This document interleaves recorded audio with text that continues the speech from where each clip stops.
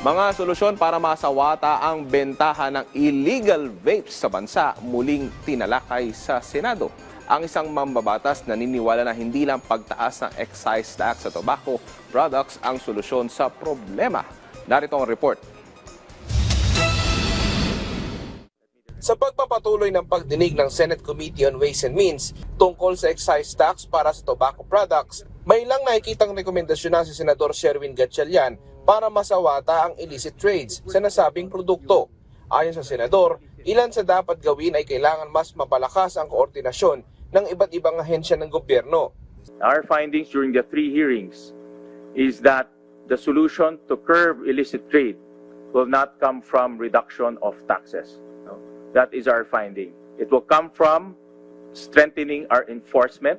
It will come from giving incentives to our enforcement agencies and also mobilizing our LGUs. Subalit lubos na kinababahala ng senador ang pagtaas umano na gumagamit ng vape na mga kabataan. Ang problema, hindi raw nakaregister ang ilang vapes, kaya dapat daw itong matugunan ng gobyerno. So hindi natin alam kung anong chemical content nito.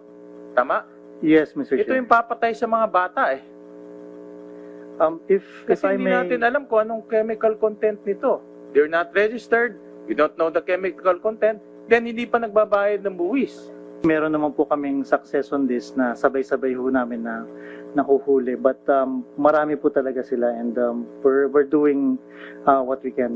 Sabi naman ng BIR, ang naoobserbahan nila sa ilang vape shops, ang nakadisplay daw ay rehistradong produkto. Subalit kapag pinuntahan na ang online pages ng mga vape shops, when you look at the Facebook pages of these vape shops, and if inquiries are made with the vape shops by people other than enforcement people, madidiscover natin na may ibinebenta sila at may pinagtataguan sila ng mga illicit vape products nila. And usually, tama ho yun, nasa bahayan.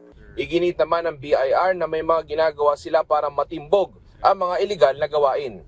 Daniel Manalastas para sa Pambansang TV sa Bagong Pilipinas.